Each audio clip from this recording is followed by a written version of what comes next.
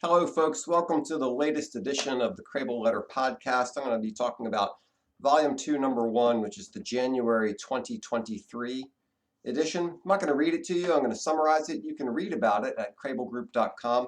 Also, if you stay to the end, I'm going to tell you a special secret about the print edition of the Krehbiel Letter. The first article is called 2 New Year's Resolutions for Publishers. The key takeaways are: don't make data collection adversarial.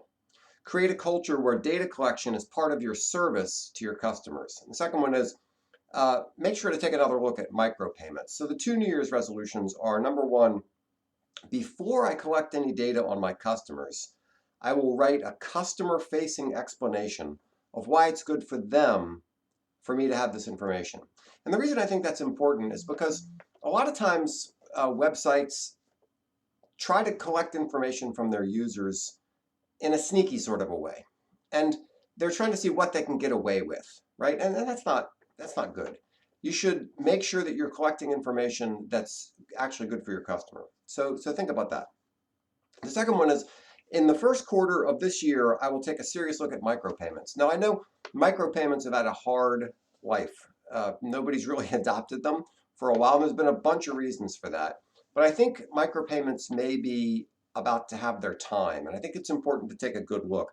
I outlined 4 components of a micropayment strategy that would be good for a content provider. Number 1 is the content to be purchased is decently long, not just an article. Nobody's going to come to your website and go through the hassle of making a purchase to get an article that they can find on another website. It has to be something that's a little bit, unique, longer, important, not just some little article.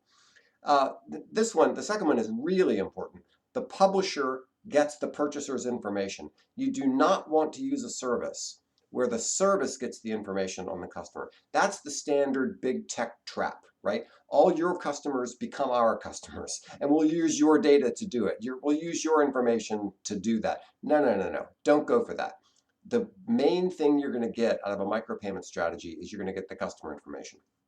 Number 3 is you have to have an upsell from the content that the person purchases. You're not going to make a living having somebody come pay you 25 cents to read an article. You might get some incremental revenue, but what you really want is to build some rapport with the people who are making small payments and get them to buy bundles, get them to buy other subscriptions, get them to go for bigger investments in your company.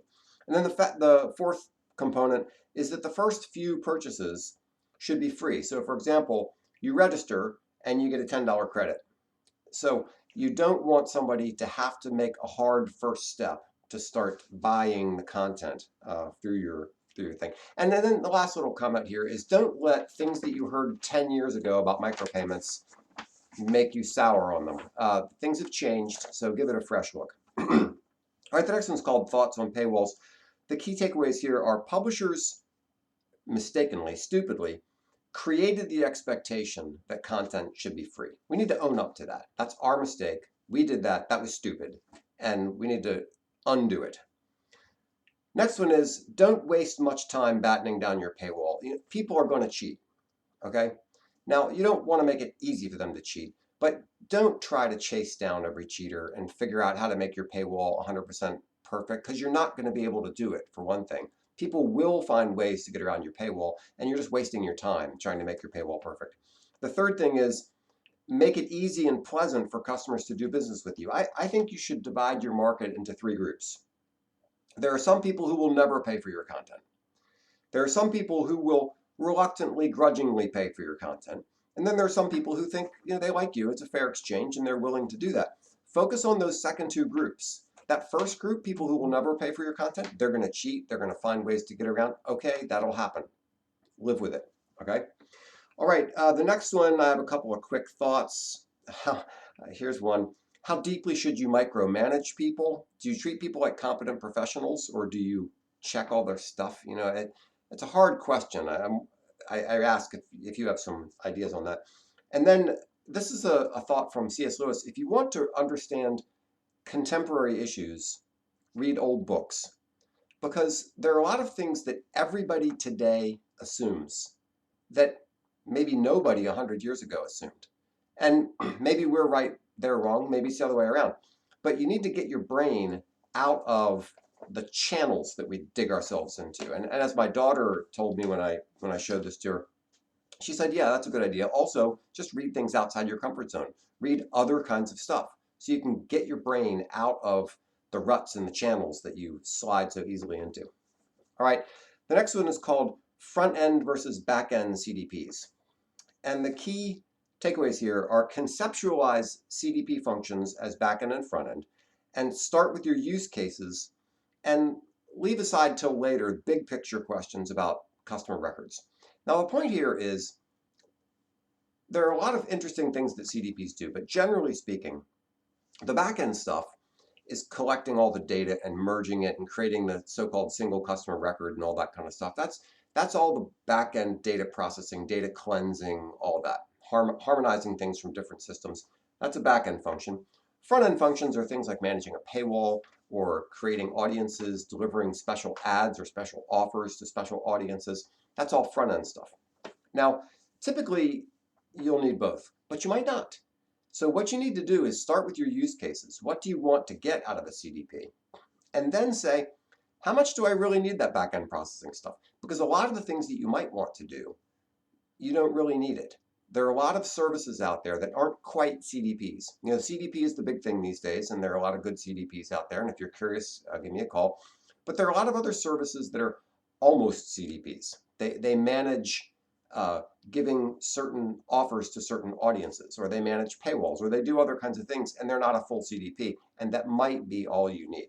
So make sure to check that before you sign the check for a CDP. The next one is called From Webinar to Article Using AI Tools. And this was something I was really curious about. You know, a lot of people produce webinars, and they think, what else can I do with this content? Well, here's an idea, all right? AI-generated transcripts are good enough for some uses, including what I'll tell you about. And ChatGPT and other tools can turn your transcript into an article. So here's the idea. You do a webinar, and that's it. Then you take the webinar and you upload it to something like Descript, and it will make a transcript of your webinar. Now you take that transcript and you plug that into an AI generation, an AI tool like ChatGPT, and you say, write me a summary of this transcript. Now you've got an article. So now you've got a transcript and an article, neither of which are perfect. They will both require some help to get them ready for prime time. But you've done a lot of the work, or AI has done a lot of the work for you and cut down on your labor. So it's an interesting idea. You might want to give it a try. The next one, is attention a legitimate metric, or is it just ad sales smoke? I'm not certain, because the ways that I've seen that people can measure so-called attention, I'm not sure we're there yet. I'm not sure we even want to be there yet, because some of the tools for measuring attention require, you know, tracking eyes and stuff. And are people going to put up with that? I don't know. You know, Mark Zuckerberg puts a piece of tape over his laptop camera. So people might not want things that track their eyeballs. I'm not sure about attention as a legit metric. I think it might just be another jargony thing. So be skeptical about it. And then the last one is don't be fooled by digital versus print metrics. And this one is annoying. I mean, here it is, it's 2023. We've been dealing with this print and digital thing for such a long time, and I continue to hear and see ridiculously naive, simplistic stuff about print and digital. So for example, don't just look at some simple thing like, oh, we'll save all this printing and mailing cost. Okay, maybe, and maybe nobody will renew, right? Do print subscribers renew at the same rate as digital subscribers? Do you have the tech to track digital engagement? Because digital engagement is key to a digital publication. Is it easier to cross-sell and upsell on print or on digital? And basically the rule is, don't assume that the business practices that have worked for you in print will transfer over to digital. Some will, some won't, but you better know before you try to make some big plunge from print into digital. I hope that's obvious. Okay, I promised a secret about the Krehbiel Letter, and one of the things I like to say is that digital publications should be the best digital publication you can make them. And print publications should be the best print publication you can make them.